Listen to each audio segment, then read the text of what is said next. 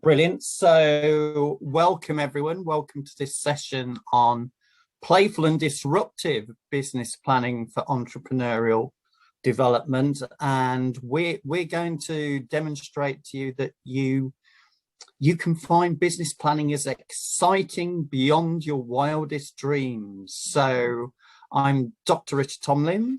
I am part of the International Centre for Transformational Entrepreneurship, CACSARC for short. I might give us a mention during the slides at Coventry University, which of course is based in Coventry and is UK City of Culture for 2021. And Sana, if I could ask you to introduce yourself, please.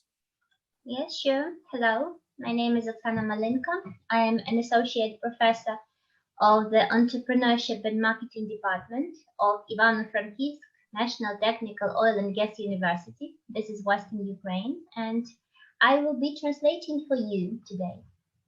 Yes, and Sana demonstrating her language skills because the translation interpretation is going to be in Russian rather than Ukrainian. So, but let me first explain the logos on this slide. You have Coventry University with the Phoenix logo, very much the symbol of Coventry as a city of entrepreneurial innovation, activity, rebirth, invention. We've gone from clothes dyeing. The phrase true blue epitomizes the Coventry dye. Everything in Coventry is painted blue, including your dog and your cat if they don't move fast enough, through to weaving, through to watchmaking, through to bicycle invention and manufacture and motorcycle manufacture, through to the car industry, and now advanced manufacturing in a strong creative economy sector. Sana, tell me about the if and to our logo that's just next to the Coventry University one, please. Well, this is very simple, as given we are the University of Oil and Gas, so it represents an oil drill, or however you call it, and with letters NTY, so meaning National Technical University above. Brilliant, thank you. And the block that you can see top right, here's my cursor just going across to it, is the British Council Creative Spark logo. So huge thanks to British Council for its investment in this programme. And down towards the bottom are partner institutions who we're working with on a Create at incubator hub at 3 locations in Ivano-Frankivsk and a virtual presence from Coventry. And these are the 3 locations on the left with the heraldic arms, the logo of the Chamber of Commerce in Ivano-Frankivsk, in the middle the logo of the Women's Business Accelerator in Ivano-Frankivsk, and BRIT on the far right, another non-governmental organisation that provides energy education specifically focused on the young. So you may have understood all of that in English, but just in case, Sana is going to summarize in Russian, and we are going to summarize on these slides rather than translate word by word, with an eye on the timing of this recording. Sana, please. Okay, so here I go in Russian. Здравствуйте, уважаемые слушатели. Такой краткий итог, потому что сказал Ричард. Мы вас приглашаем на очередную сессию, которая посвящена игровому и пробивному бизнес-планированию для развития предпринимательства. Мы хотим показать, что планирование, бизнес-планирование может быть таким же захватывающим, как и игра. Мы хотим рассказать немножко о себе. Ричард Томлин, профессор Международного центра трансформационного предпринимательства, Университет Ковентри. Меня зовут Оксана, я из кафедры предпринимательства и маркетинга из Ивано-Франковска, это Западная Украина, Ивано-Франковский национальный университет нефти и газа. Я буду сегодня вашим переводчиком вернее, не столько переводчиком, сколько я буду делать краткие итоги по тому, что скажет вам Ричард.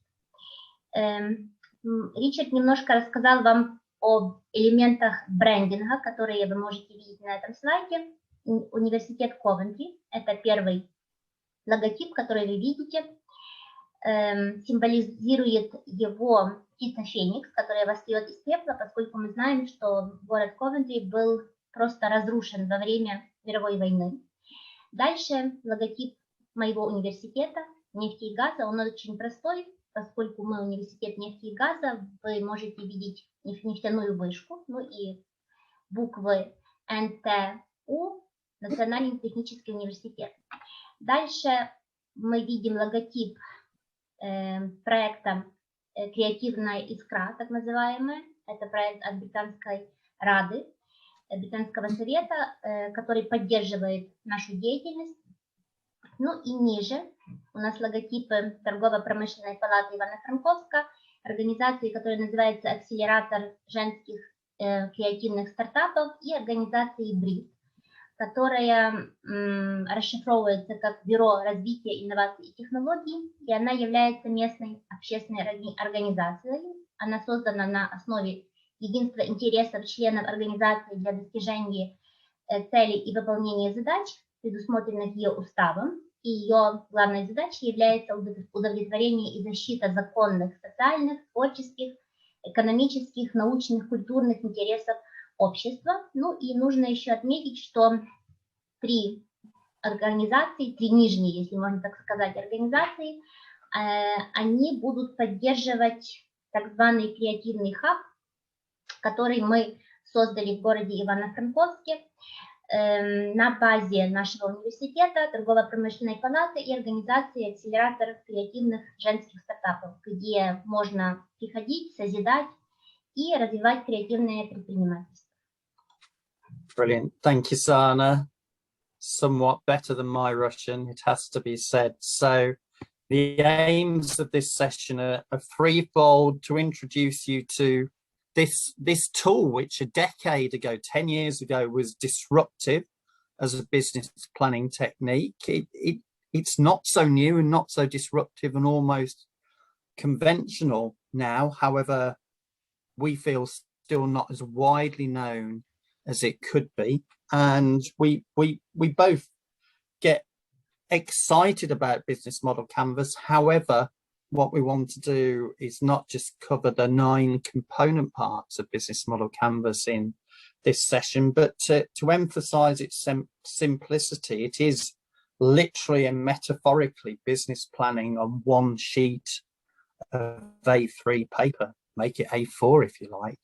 But we're going to try and get some of that energy that Business Model Canvas tries to engender through demonstrating the way in which it can be gamified to learn about it and to learn about business planning. We've decided not to do that gamification literally in the session, rather to show you where to go to access that gamification. However, we will organise an additional shorter session to take you through that.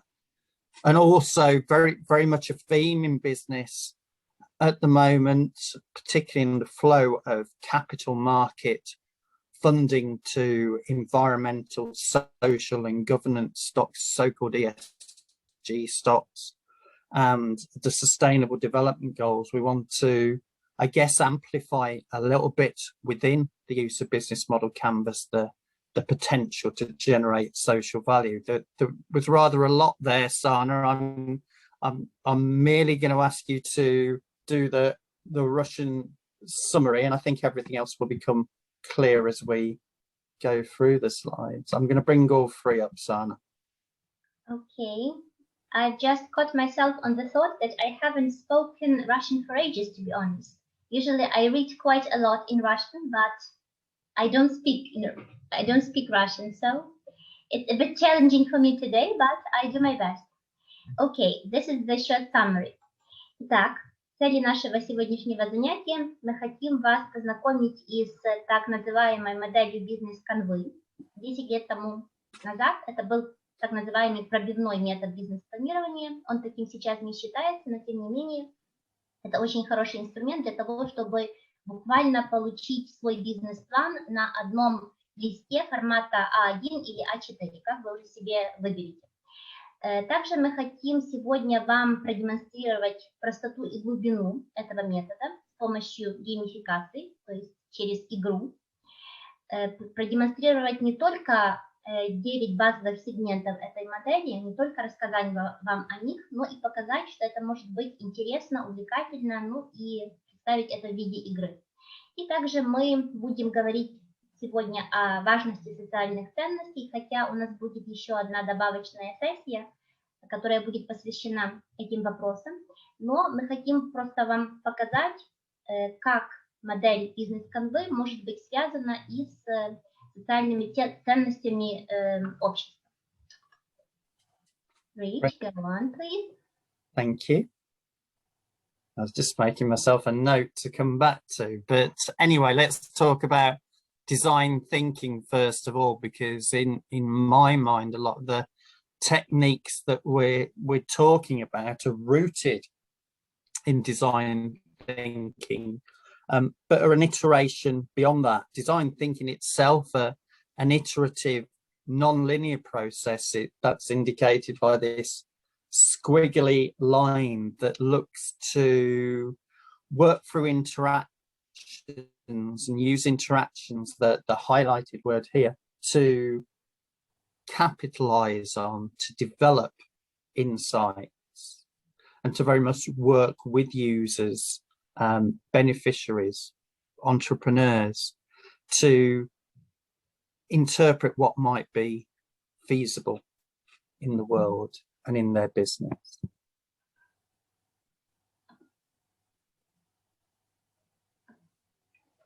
Итак, мы сегодня не можем не упомянуть такой термин, как дизайн мышления. Это методология проектирования, которая обеспечивает основанный на решении подход к проблемам, причем к проблемам сложным, как вы можете видеть на слайде, такую замысловатую линию, которая ведет к идее, которая появляется в результате этого процесса.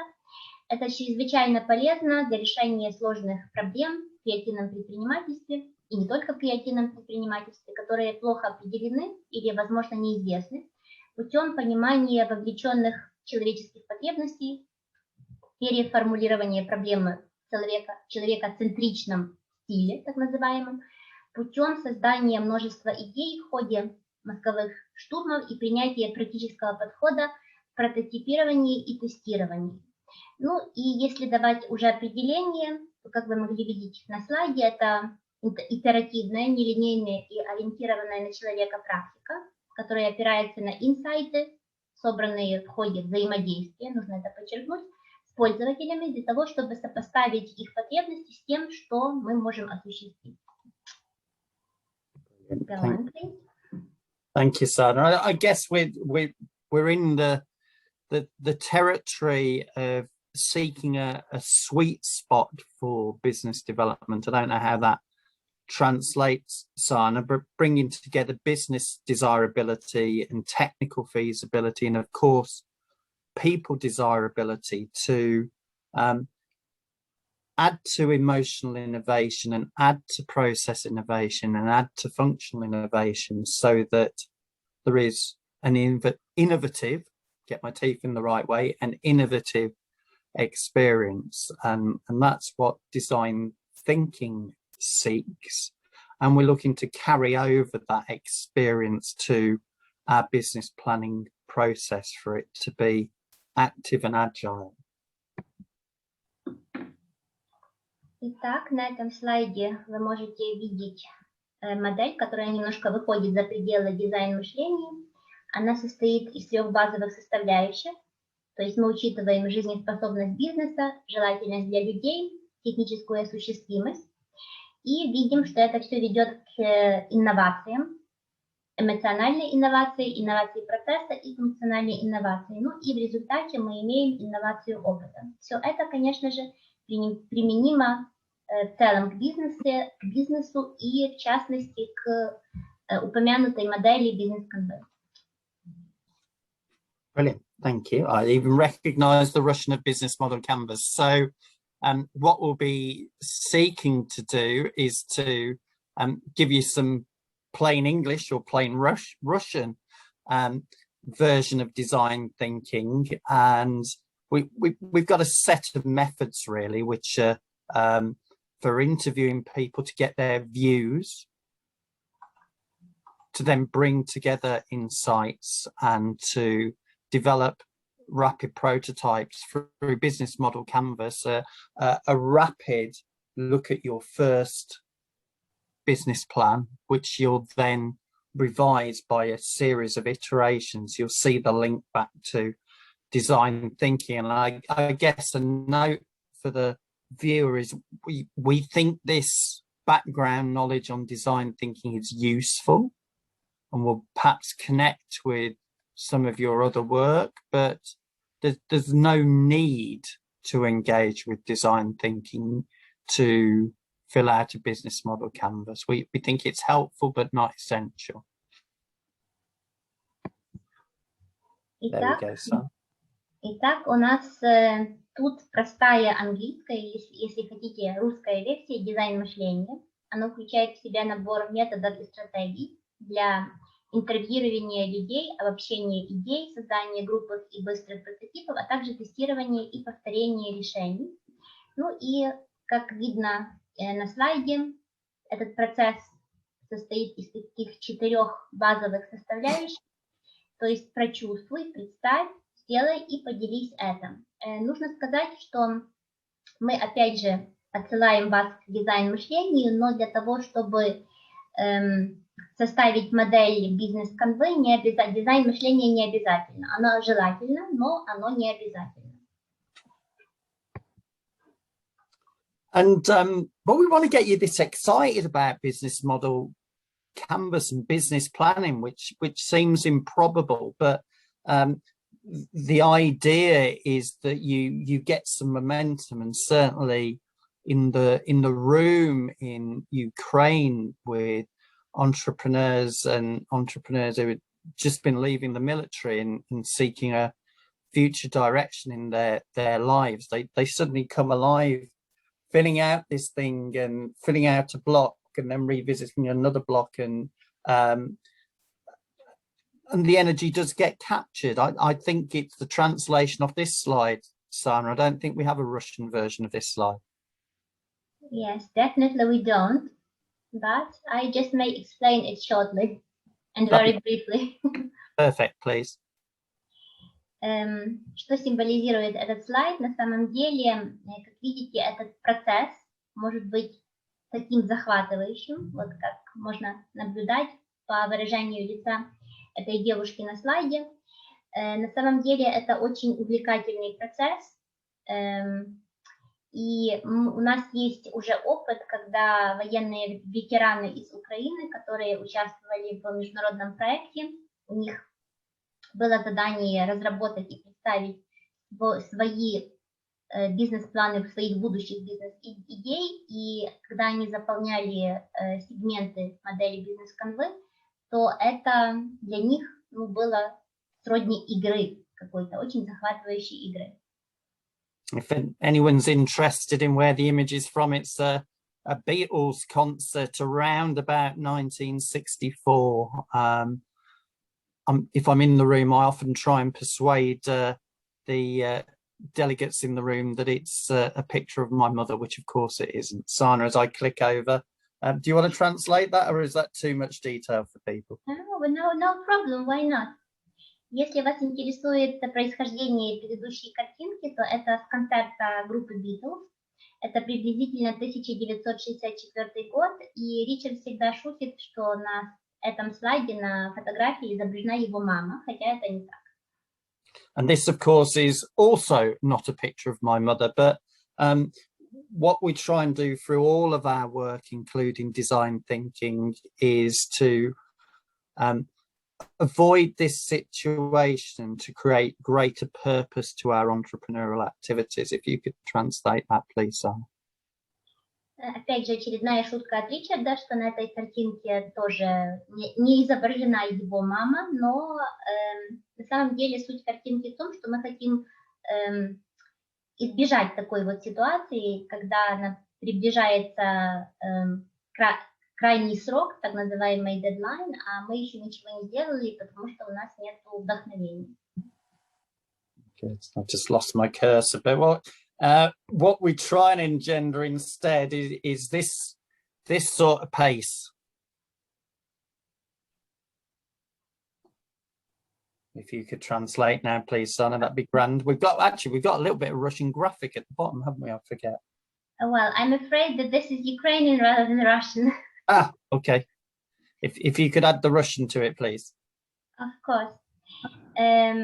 Только что заметили, что у нас на слайде интерпретация на украинском языке, а не на русском, но тем не менее суть слайда, игровая методика, к которой мы хотим вас приобщить, позволяет перейти к методу работы не от такого, который вы видели на предыдущем слайде, когда человек просто отдыхает и не подозревает, что страшный дедлайн в виде смерти с косой приближается к нему, и перейти к вот такому очень быстрому, захватывающему и эффективному методу работы. For anyone from British Council watching this, we officially claim that the first prize for the first presentation to be presented in 3 languages, English, Russian, and a bit of Ukrainian creeping in. So back to design thinking, ironically for this session, because we decided there's not time within this recording to do the practical, but design thinking is very much about doing, and we will put the links in to electronic versions of Business Model Canvas in this presentation, and we would encourage you to start playing with that canvas. Sorry, if you could translate, please. I'll just flick it over to hopefully the Russian. Okay. Опять мы возвращаемся к дизайн-мышлению. К сожалению, у нас нет достаточно времени, чтобы более подробно остановиться на нем в пределах этой сессии. Но, тем не менее, как видите, процесс дизайн-мышления лучше всего усваивается на практике, когда он применяется к реальной проекте или проблеме. В том числе это касается и модели бизнес-канвы, и он состоит из базовых 5 блоков, 5 этапов, когда мы вызываем что-то в своем воображении, создаем, оцениваем, соединяем и открываем для себя. Brilliant, thank you. And what we're big fans of in this process is play. And for a different presentation, there's lots of detail on what constitutes play, what constitutes playful, what constitutes game, how that relates to play and playfulness and gamification. But I think for this presentation, we'll just keep it as simple as the idea that playing games develops your critical skills, including systems thinking. And again, systems thinking is yet another presentation, but in particular, creative problem solving. I'll click through to the Russian now, Sam. There you go. Очень краткий итог. Опять мы обращаемся к игре. Игра и принципы, которые лежат в ее основе, очень важные в развитии навыков, таких как системное мышление, творческое решение проблем, сотрудничество, эмпатия и инновация. Brilliant, thank you. Okay, so that's the introductory, that's the context, and this is the business planning bit. And when I was leaving college with my professional qualification, I was taught business planning, and it felt like this was the business plan in what in the UK we call a lever arch file. I think in Ukraine it's a staple file, maybe in Russia something different, but it felt like you couldn't start your business. You wouldn't be allowed to start your business until there was a business plan in place. And ironically, by the time you'd got to page 23 or whatever it might be. Let me just move the pictures out of the way. 15 in this case. You'd actually forgotten what you'd put on page 3 and 4 and 6. And it felt like the most boring process on earth, which we are clearly going to provide an alternative to over the next few minutes. Sana, if you could just do the Russian, please. Да, итак, вступительная часть уже позади.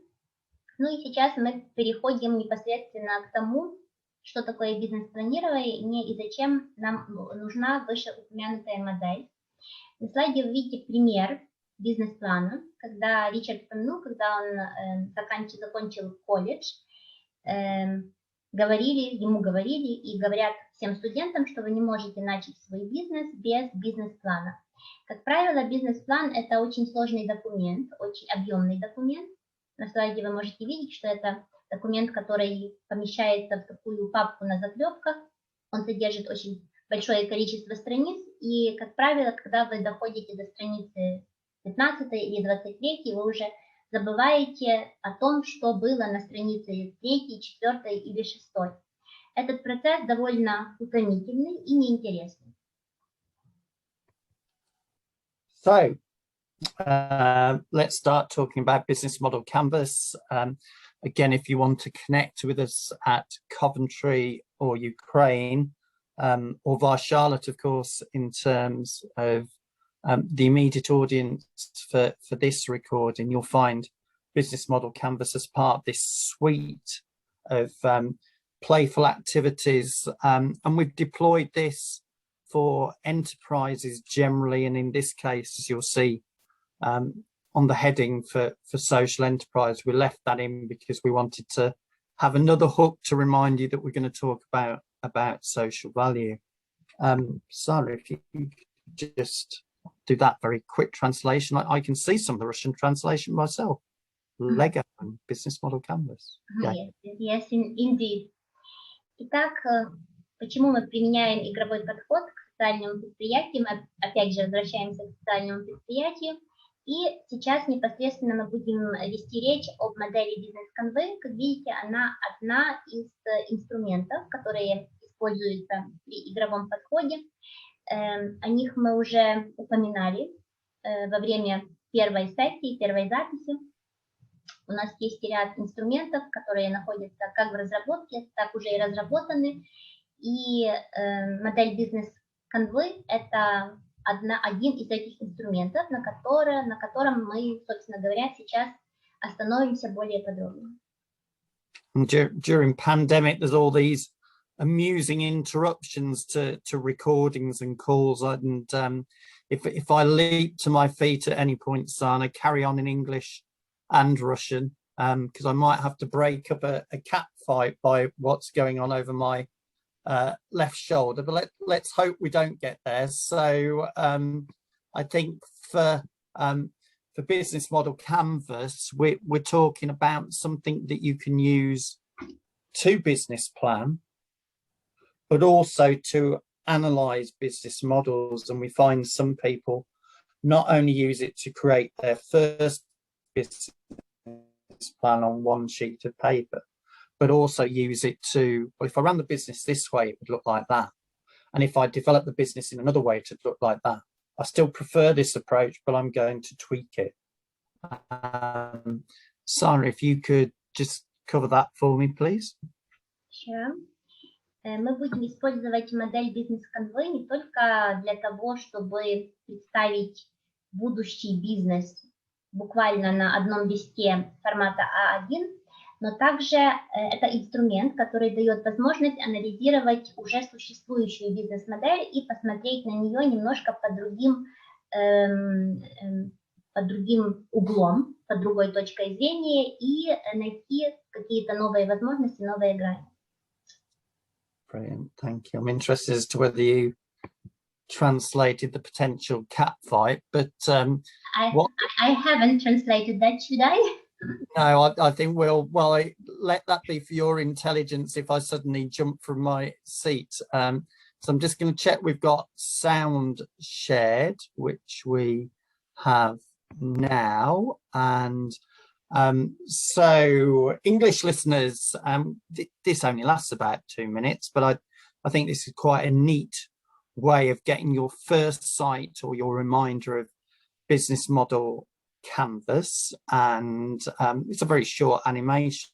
Sana, if you could translate that for Russian, please, that would be grand. Итак, мы с вами сейчас посмотрим очень краткое видео, 2-минутное видео про то, что такое модель бизнес-конвей, как ее можно описать. Это такая анимация, и если будет в этом потребность, я сделаю краткий итог по этому видео. Okay, so here we go. Give me a thumbs up if you can hear the music, Sana. An organization's business model can be described with 9 basic building blocks: your customer segments, your value proposition for each segment, the channels to reach customers, customer relationships you establish, the revenue streams you generate, the key resources and key activities you require to create value, the key partners, and the cost structure of the business model. But it's not sufficient to just enumerate the 9 building blocks. What you really want to do is to map them out on a pre-structured canvas. This is what we call the business model canvas, a tool that helps you map, discuss, design, and invent new business models. Let's briefly go through the 9 building blocks, starting with the customer segments. These are all the people or organizations for which you're creating value. This includes simple users and paying customers. For each segment, you have a specific value proposition. These are the bundles of products and services that create value for your customers. The channels describe through which touchpoints you're interacting with customers and delivering value.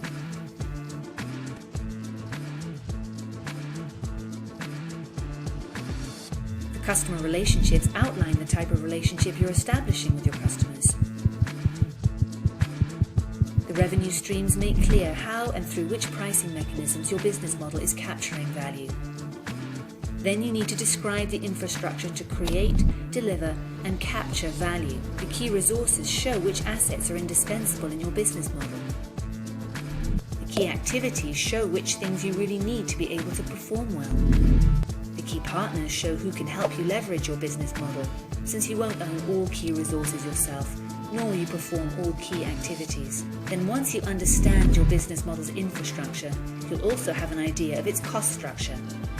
So with the business model canvas, you can map out your entire business model in one image. This works for startup entrepreneurs just as well as for the most senior executives. So there you go. I'm going to suggest, Sana, because I'm going to cover each of those in turn in English and then you'll translate into Russian, that we don't do the full Russian translation now, but if you could just let Russian listeners know that that is what we're going to do. Don't panic. They should have got a sense of the interlocking nature of the canvas from the animation, and we will reveal all very shortly. Okay.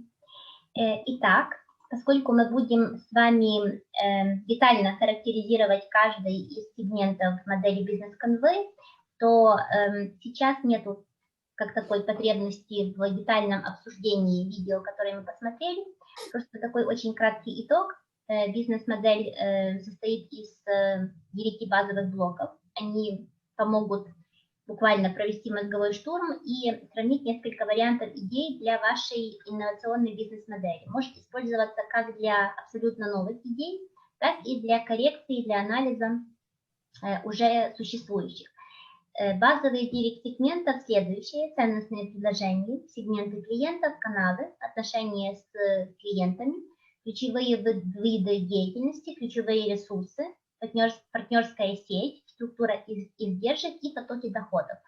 И, как видите в видео, они все составляются как пазл в одну картинку, которая и называется модель бизнес-конвей. Brilliant, thank you, Sana. So here we go. Well, almost again. Dodgy click through there. So so here you see all 9 together, and if we were in the same room together, we have a physical card deck or 9 card decks. So we have some beautifully presented cards that you get distributed a different card for each of the 9 areas, and you have to come up with the most plausible business model using those cards. Revenue streams is always a question mark. Within that, it's the bit I guess you need to solve would be the way of phrasing it. And this link up here, and we'll supply that to you separately in some way, is where you can find the electronic version of that.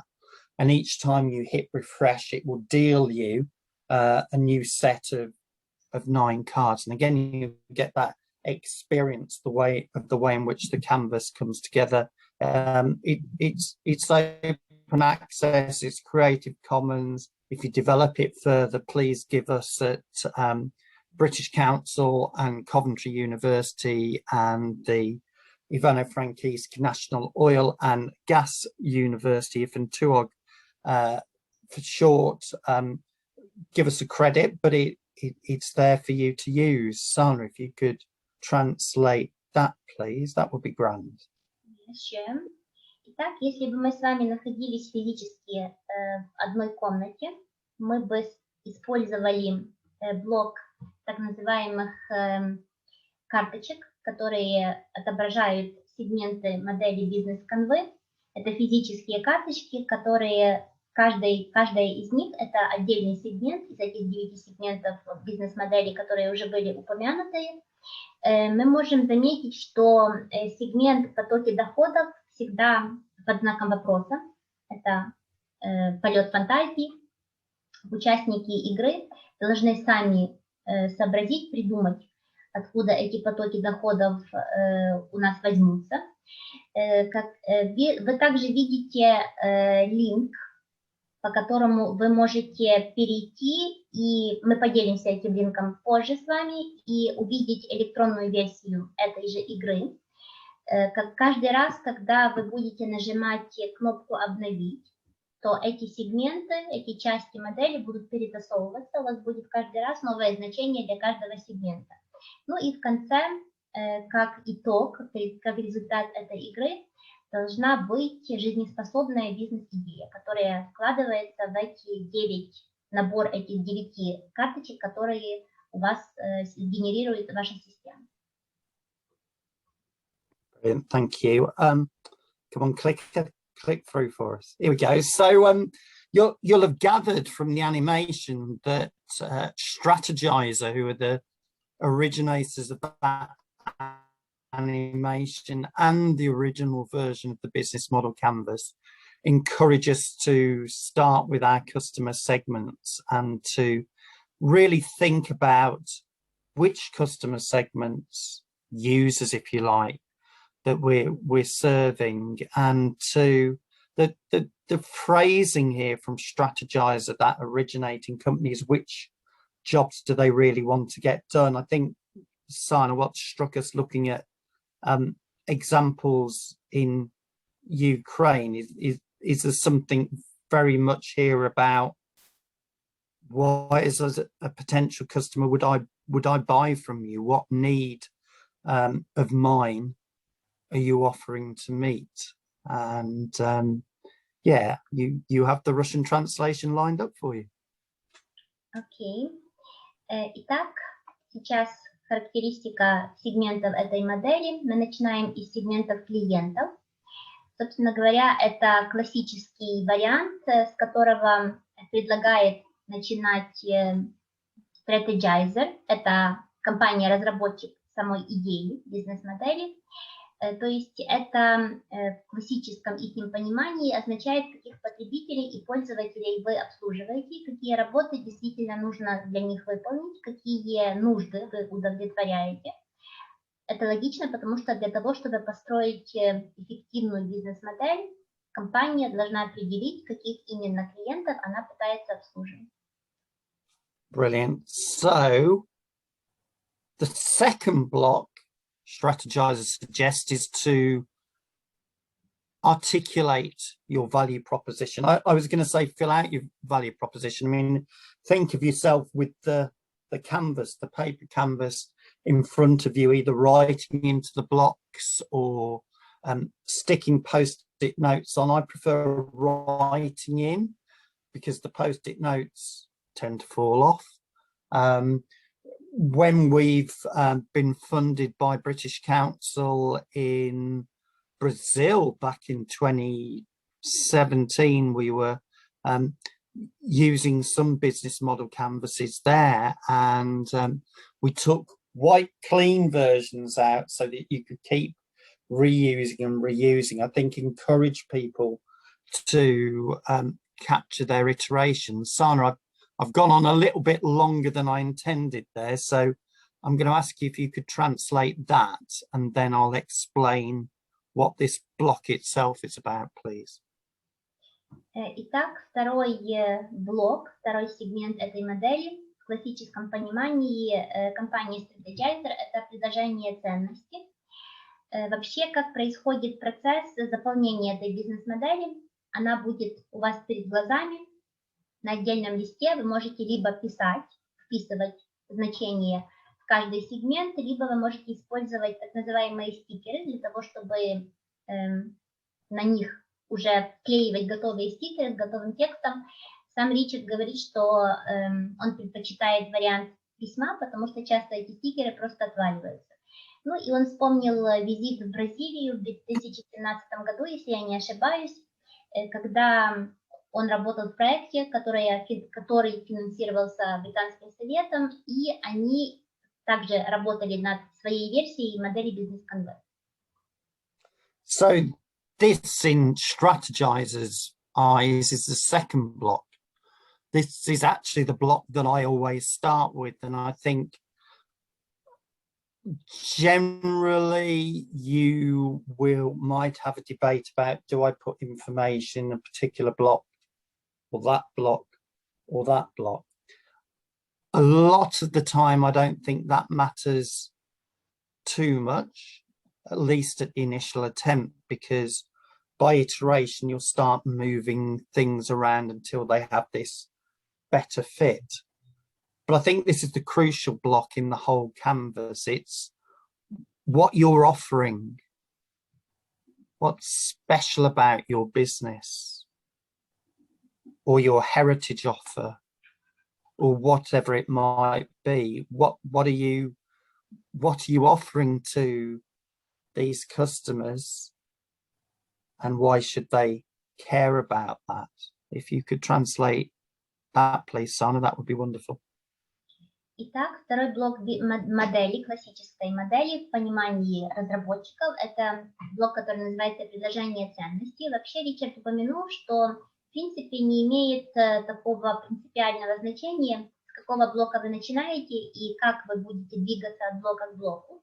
Но тем не менее блок предложения ценности является ключевым, наверное, самым важным, поскольку он представляет набор продуктов и услуг, предлагаемых бизнесом для удовлетворения потребностей своих клиентов. То есть, что вы предлагаете вашим клиентам, что это делает для них, какие нужды удовлетворяет и почему это должно быть важно для ваших клиентов.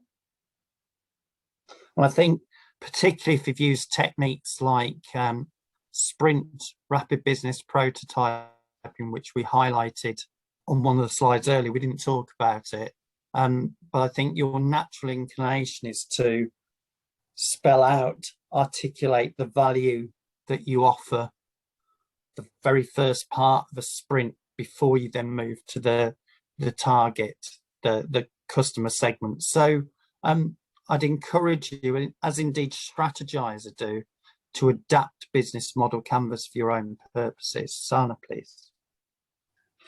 Если бы мы с вами сейчас вели речь об такой методике, такой технике, которая называется спринт, мы об этом еще не говорили вам, но тем не менее спринт — это такое быстрое прототипирование бизнес-идеи, то, собственно говоря, в первой части прежде всего мы бы начинали предложения ценности, а не из сегментов клиентов, как это предлагает компания Strategizer, разработчик этой модели, потому что действительно важно сначала определиться, что вы предлагаете, что вы можете предложить вашим клиентам, а потом уже определить вот этот целевой рынок, так называемый, кем будут ваши клиенты.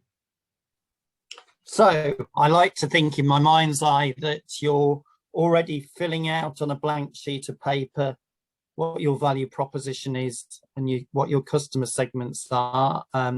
Don't delay, start now.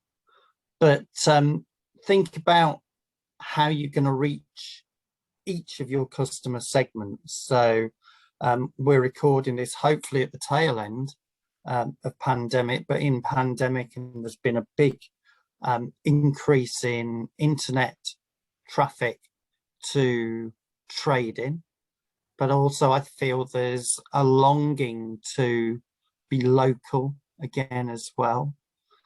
And your channel part of the business model canvas is a way of expressing how you get your offer, your value segment to your customer segment.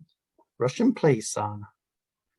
Итак, Ричард упомянул, что он уже представляет себе, как вы, сидя перед экранами, уже с энтузиазмом заполняете первые два сегмента, вы уже определились и с своим предложением ценности, вы уже определили сегменты клиентов, но сейчас нужно определиться также с тем, как вы можете доставлять ценностные предложения своим целевым клиентам, по каким каналам. То есть следующий наш блок – это каналы.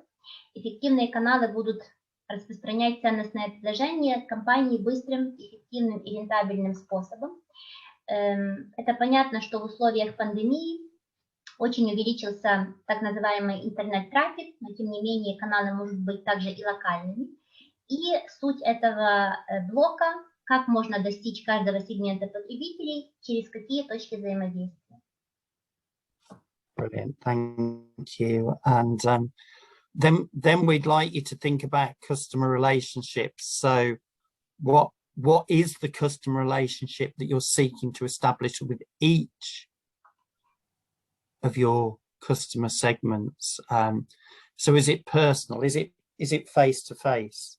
Is it automated? I simply order something online. I never even virtually speak to someone. It's a simple click-through transaction. Is it transactional? Actually, you're quite happy to trade with a particular customer, but you don't expect to establish any loyalty from that customer. It's maybe a price-sensitive transaction, and that might change in the future. Or, as this heart indicates, are you trying to establish a lovingly loyal customer base for your product? Sana, please.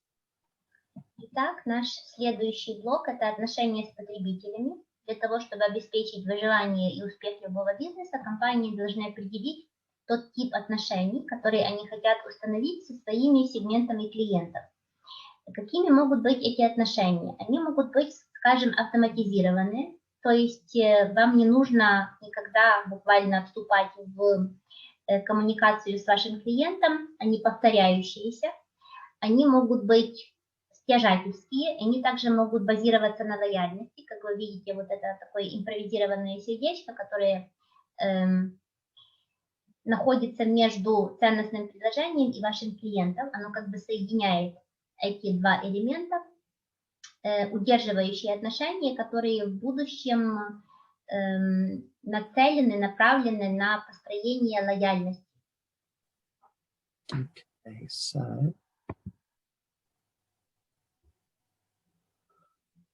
all of that fits together to start to contribute to your revenue model, although some of that will also be contributing to your costs, for example, through the channels. But you're looking to, as far as Strategizer are concerned, identify what customers are willing to pay for, and not just as a single transaction. Think about this as a revenue stream, a series of transactions, and start thinking about what that might look like going forward.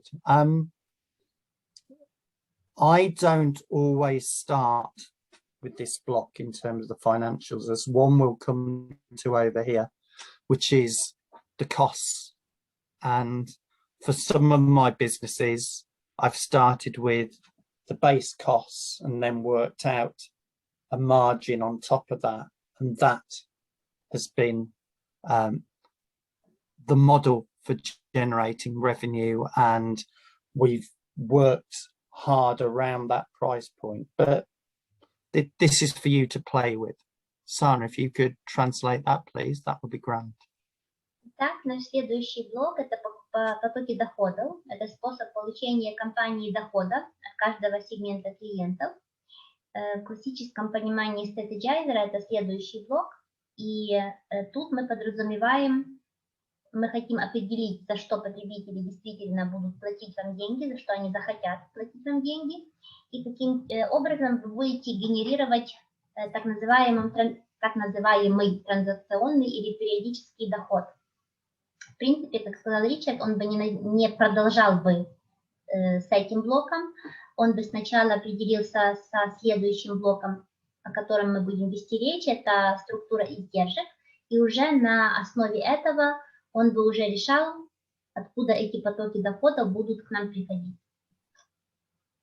Super, thank you. And the next block for strategizer, in terms of what you should think about, is to start thinking about rather the key resources that you need to be able to deliver your business model, your services, and to think in particular which assets are essential.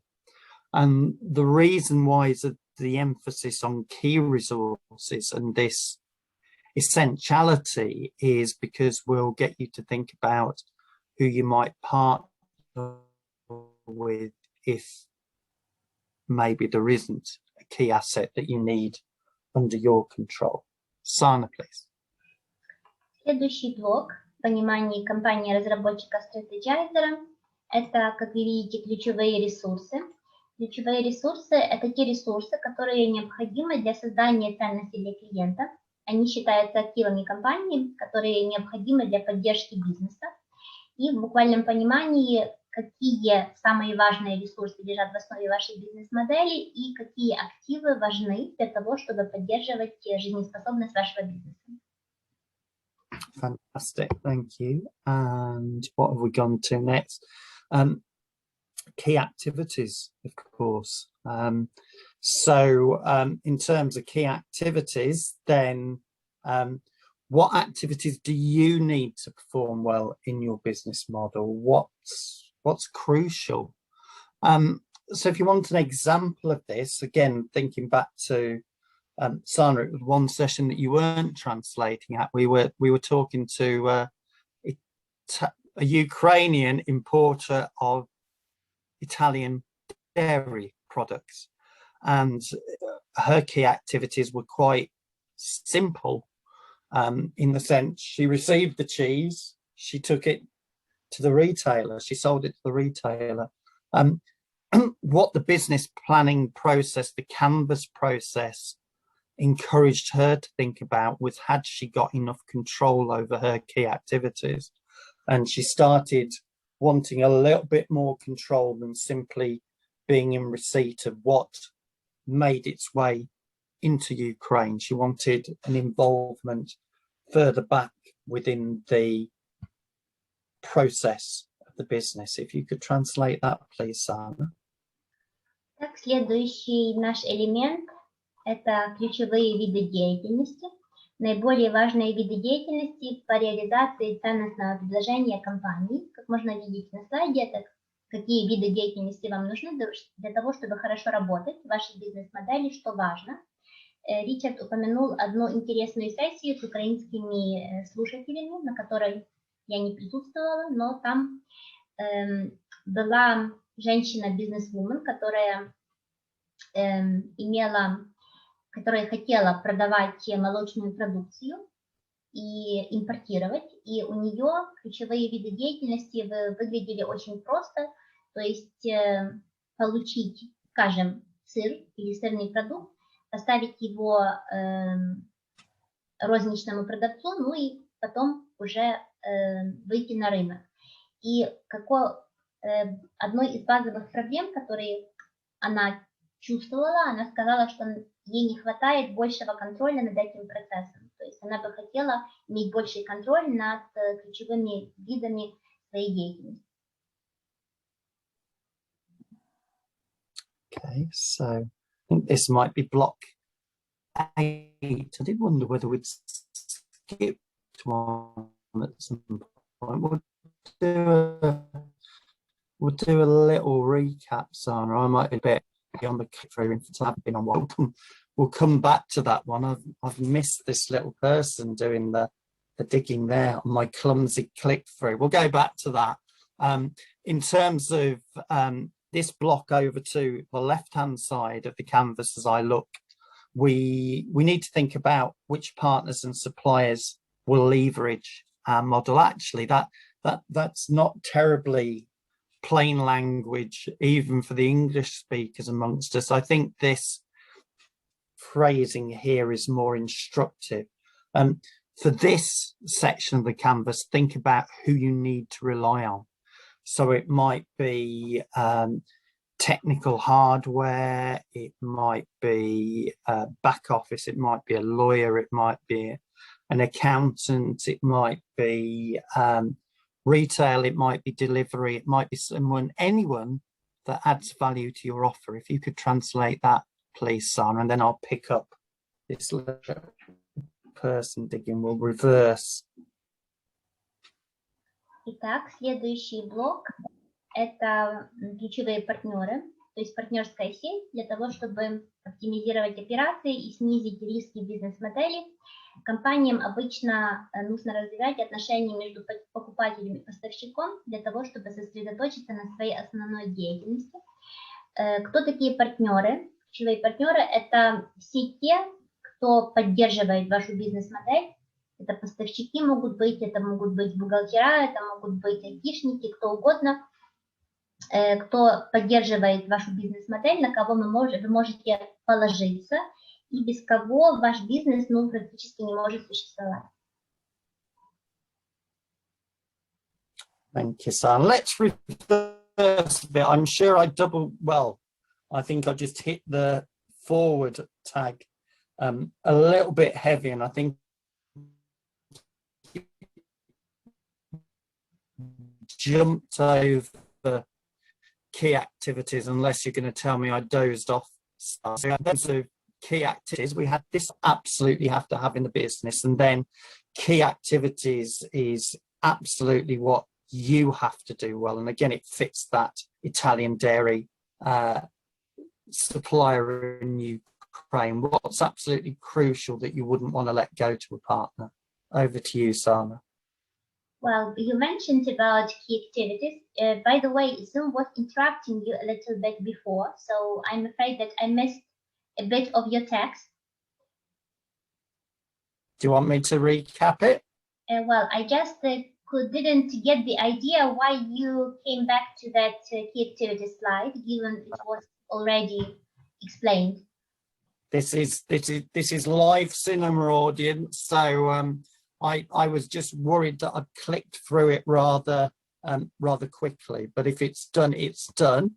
And we will just recap by saying over this side, we have the key assets, the key activities. We have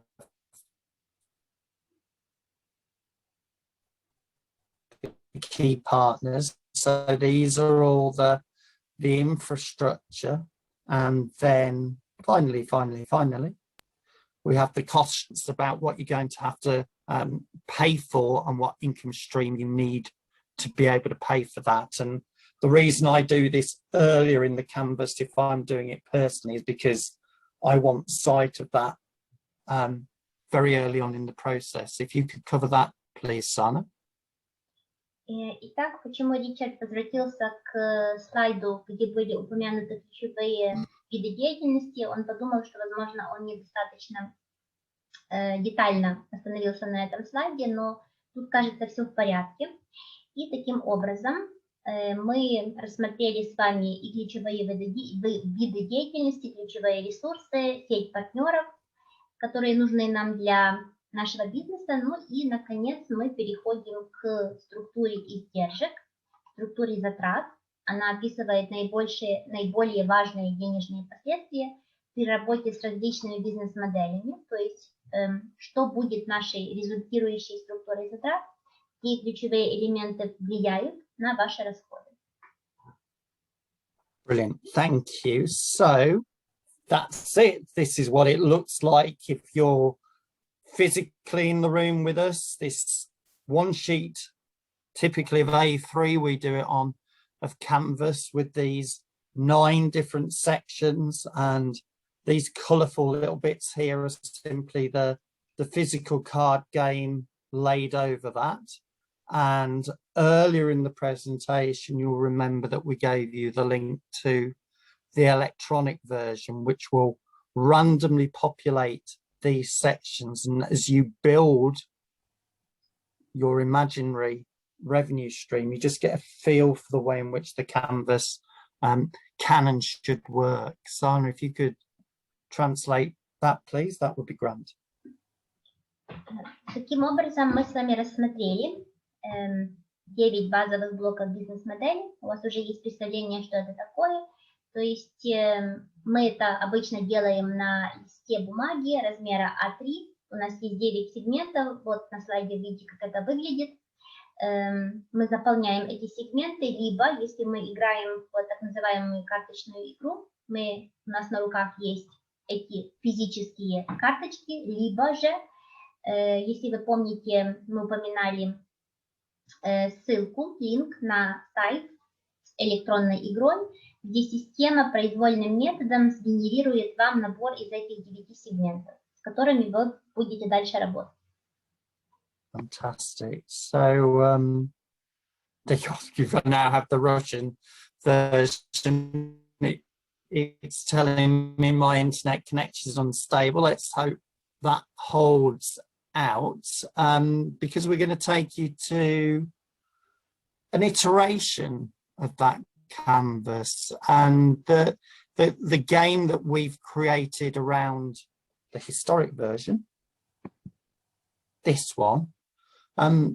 We've got quite a lot of social value in there, but we wanted to encourage businesses to think about even more ways in which they could create value. And this text over the right-hand side comes from the Uruguayan originators, I think it was, of the B Canvas tool, not the B Canvas itself.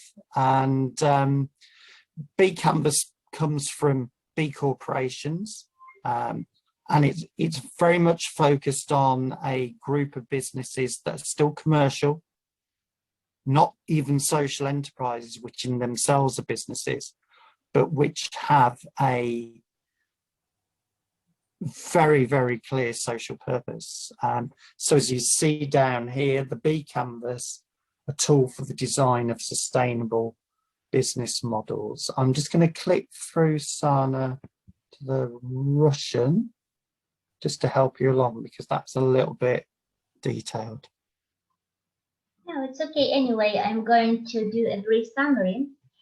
Итак, еще один вариант модели бизнес-канвы, так называемая модель B-канвы. Вообще мы хотели бы мотивировать вас использовать модель бизнес-канвы разными способами, найти различные пути создания ценностей для клиента. И если мы уже упомянули официальные ценности, то как раз игра, так называемая B-канвы, сюда отлично подходит. То есть, как видите вы на слайде, это инструмент, который позволяет разрабатывать так называемые устойчивые бизнес-модели, но, тем не менее, этот инструмент подходит также не только для социального предпринимательства, но также для и обычного бизнеса, для обычной коммерции. Brilliant, thank you. Cursor's just stuck again at this end. So business, the B canvas is very much around solutions. So there's a little bit of a shift in emphasis from product, which you can just focus on in business model canvas, through to something which is a little more reflective, a little more detailed, and a little more solution focused. Sana, if you could translate that please. Итак, говоря о модели B-Convey, это инструмент, который помогает нам осмыслить проблему, исходя из того, какие продукты и услуги мы хотим создать, и эти продукты или услуги предлагают решения и являются желательными, как видите вы из цитаты на слайде. И вообще модель Business Convey – это такой более социально ориентированный инструмент, более детализированный вариант классической модели. And of course, Strategizer would say that the original business model canvas is very much around sustainable business models. I think see this as providing some additional focus for that. Sana, please. И хотя разработчик классического варианта модели Business Convey, Strategizer утверждает, что этот вариант может использоваться также для создания устойчивых бизнес-моделей, тем не менее модель B позволяет это сделать более детально и более сосредоточиться на этом процессе. Okay, so that focus on solutions is suggesting that you need to find the headspace to be in love with the problem. And again, I mentioned earlier, it's less about product and it's more about, maybe we call it challenge rather than problem, and then providing a solution to that. They like the problem word because it's problem, purpose, proposition, but I think of this as a tool to generate solutions.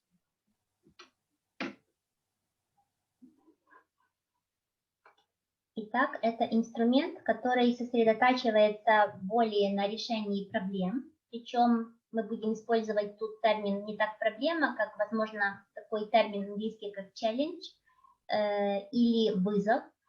То есть этот инструмент позволяет нам сосредоточиться на решении проблемы, буквально влюбиться в проблему. И если мы способны это сделать, мы способны изменить ценностное предложение. И пока мы не найдем наиболее эффективный способ решения этой проблемы, этого вызова, и тем самым побеждая в конкурентной борьбе и создавая свой рынок.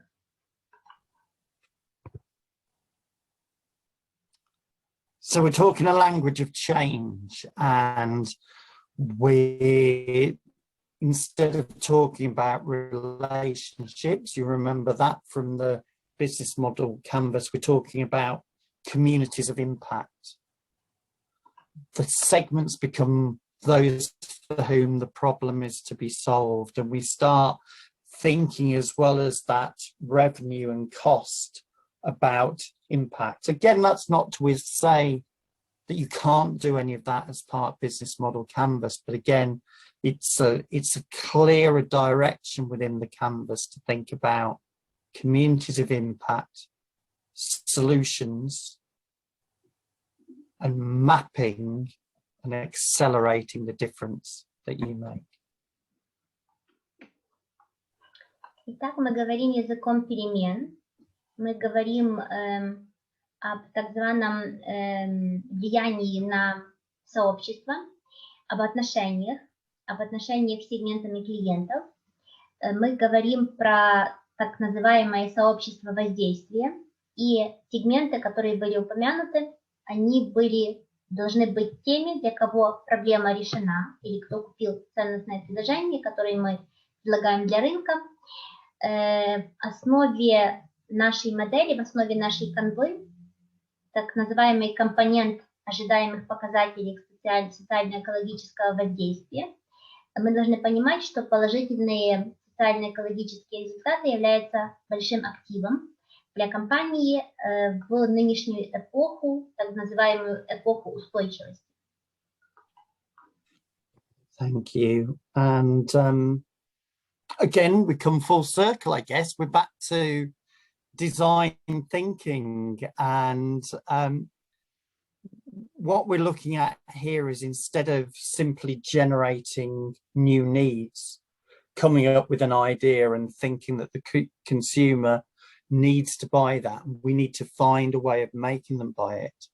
We're very much engaging with that challenge and thinking about where we can provide value against that challenge. And you'll see on the slide here that there's an emphasis around that challenge to us all as a global community in terms of addressing sustainability.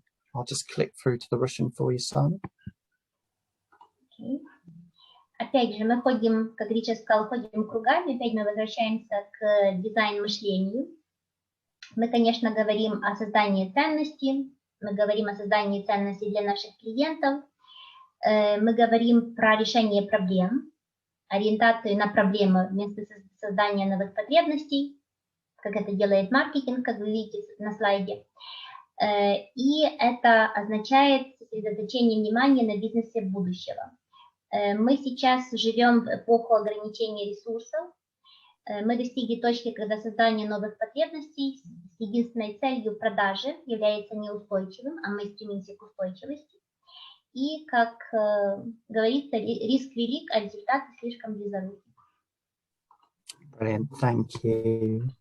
And I was just thinking, we haven't told anyone actually, literally, what it looks like, have we yet? Or maybe that's my brain playing tricks on me. We use business model canvas a lot for business development. You'd never have guessed that, would you? But also very specifically for social investment and financial modeling.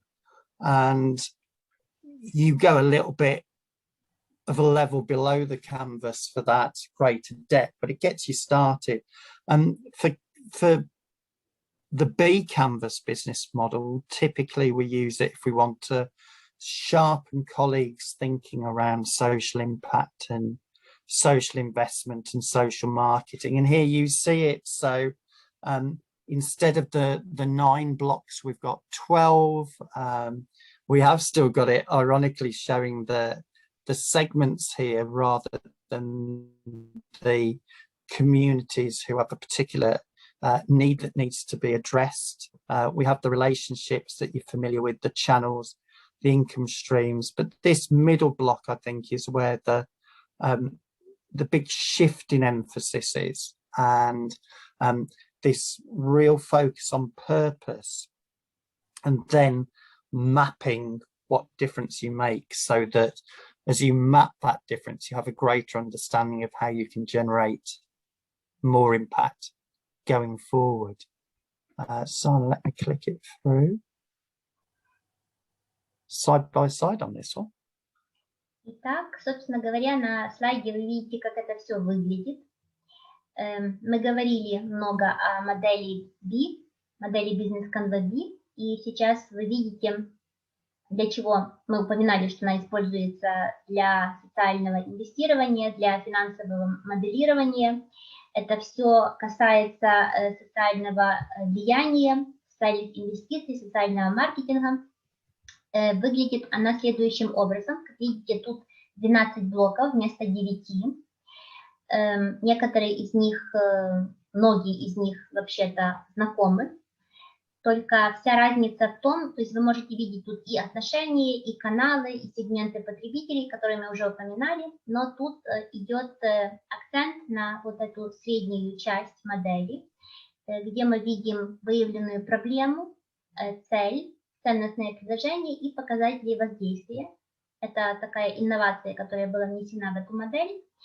И этот средний блок показывает фактически смещение фокуса на цель, которая потом позволит вам создать ценность для клиента.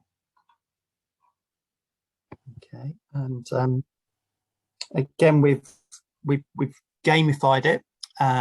This is a little bit more of a beta version than it's not quite as slickly designed, but it still does the same thing. You will check this little box here. If you go to this link here, we'll get the link in a usable form to you so that you can just copy and paste it, and it will generate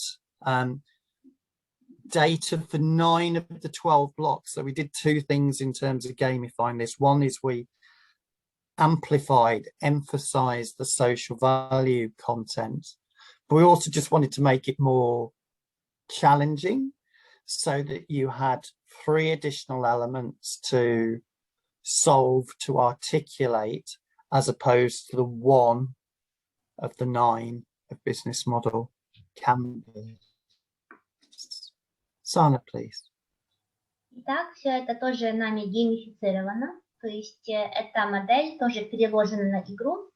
На слайде вы видите ссылку, линк. Когда вы перейдете по этой ссылке, вы увидите похожую электронную версию игры. Когда вы кликните на квадратик, система опять же генерирует для вас блоки этой канвы, которая более ориентированная на социальную ценность.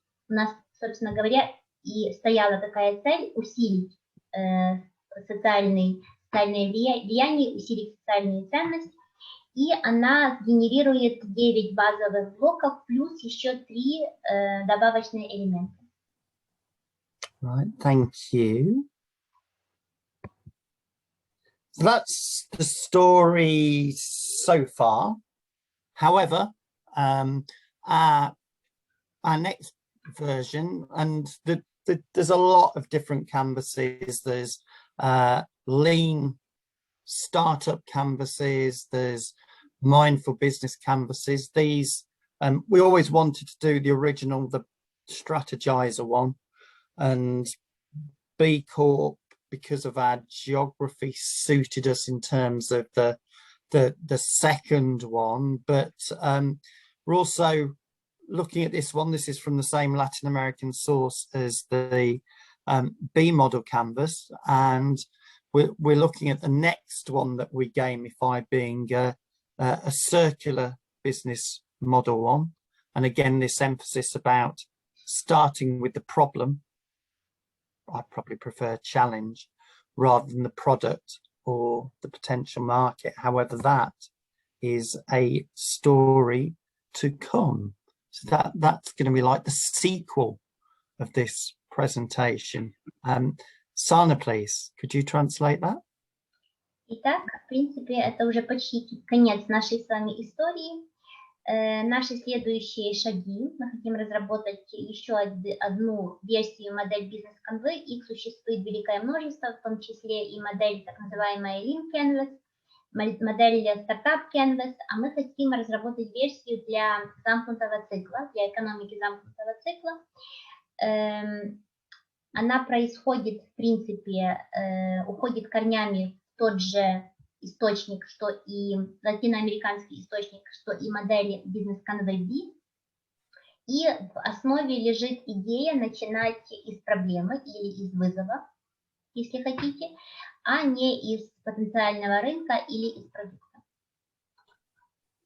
Brilliant, thank you. Catches me as I scribble a note to myself. So final slide. Whatever your canvas, whichever one you use, I think you're potentially in the territory of these 9 organizational imperatives. I always feel the need to count them and check they're all there. They are all there. So I think you have the potential to radically flatten your organizational structure, to build data-rich tech platforms, but to remember people, to treat talent as scarcer than capital, and to think about the way in which you, through the canvases, can accelerate organisational learning. It is very instructive and inspiring seeing people complete one block and then move back to another one, re-articulate that, and you get very clear sense that people are building something. Think back to that slide with the cat typing away. We're very much through this one side of typically A3 for us, getting you to business plan with momentum, avoiding paralysis by over-analysis. And through the focus on partners, starting to think about the ecosystem that you need to develop. I'm going to pause it at those 6, Sana, ask you to translate those 6, and then we'll finish on the 3 in the middle. Итак, финальный слайд. Какой бы ни была ваша бизнес-канва, есть определенные императивы, так называемые, 9 организационных императивов, которые выделят компании, готовые к будущему из общей массы. Вы можете их видеть на слайде. Мы можем радикально выровнять структуру, создать технологические платформы с большим объемом данных, но тем не менее мы всегда должны помнить, что нужно относиться к таланту как к наиболее дефицитному ресурсу, более дефицитному, чем капитал. Очень важно ускорить организационное обучение. Опять же, когда ты видишь, как люди работают над заполнением модели бизнес-канвы, это очень вдохновляет. Ты реально видишь, что люди строят что-то. Также нужно принять во внимание, что нам нужно концентрироваться на ускорении и на усилении принятия решений. Опять же, если возвращаться обратно, если вы помните слайд с котом, который очень быстро печатает, это, в принципе, вот этот темп, который мы должны взять для того, чтобы успевать за изменениями. So you'll have noticed that this is color-coded, and this darker, maybe Coventry blue, is around how the organisation operates, and this lighter, I'm going to claim, Coventry football blue is how the organisation grows. But these 3 at the heart of the diagram are about who we are, and as a business taking a stance on our business purpose and having a clear agenda as to the value that we will produce, can produce and will produce. And also, I think very particular to Creative Spark, British Council funded colleagues, to think about culture as our secret sauce, that secret ingredient that makes the taste of the business so very distinctive. Sana, if you could translate that, please. Если вы заметили на слайде, эти части диаграммы, они имеют разные цвета. Более таким глубоким синим, как Ричард выразился, Coventry синим цветом, обозначено то, как существует и как функционирует сама организация. Более светлым цветом, это цвет футбольной команды Coventry, как говорит Ричард, обозначено то, как растет и развивается организация, и в центре таким глубоким, почти черным цветом определено то, кем фактически мы являемся, то есть наша ценностная программа, наша позиция по отношению к цели и культура, которая является своего рода секретным соусом для всего этого. Brilliant. So that is our story. So the key takeaways are that business model canvas originated as something disruptive, and I think should still be disruptive. You should feel that energy, and you should use each of the blocks to challenge each other. You should play with it. I mean, we've gamified 2 of the versions that we've shown you, and we encourage you to play those and to think about how different elements could combine and to play with that. But to remember this business with purpose theme, which we've believed in for a long while, but has now become very current in terms of the challenges that face us as global communities. Sana. Итак, ключевые выводы из всего этого. Таким образом, модель бизнес-конвой – это инструмент, который возник как так называемый прорывной инструмент, и он может и должен оставаться таким. Также геймификация оживляет весь процесс бизнес-планирования, то есть мы должны играть, и также мы должны удерживать во внимании то, что мы фокусируемся на так называемом бизнесе и с целью, и мы должны помнить о глобальной социальной ценности. Brilliant, thank you. And whoops, coming in twice. These are our contact details if you want to follow anything up, and we'll do our best to respond to you swiftly and to the point. Thank you to the wrong teeth right at the end. Thank you for listening to us, and my voice is slightly wearing now, and thank you for persevering with this. I think I may have forgotten that I'd actually covered one block at one point and retracked over that, possibly distracted by the cat fight that was emerging in the background just off screen. You also had phone sound effects from Sana's end, all part of the theatre of this presentation for you. So thank you from me, Richard, at Coventry University. And I may have forgotten to mention Coventry UK City of Culture 2021, follow the programme. And Sana, if you could translate that and say Papa from yourself. Should I translate the cat fight thing? I think so. They might have wondered why I looked slightly distracted at some point. Окей. Итак, большое вам спасибо за внимание. Это окончание нашей сессии. Финальный слайд из нашей контактной информации. Если вы желаете, вы можете связаться с нами, используя следующие email-адреса. Ричард упомянул, что у нас во время этой сессии, во время этой записи присутствовали все возможные театральные эффекты, такие как это правильно перевести, драка котов, потому что Ричард несколько раз, если вы заметили, отвлекался на эту драку. Также с моей стороны, к сожалению, были некоторые посторонние шумы в виде телефонных звонков, но тем не менее мы надеемся, что у нас получилось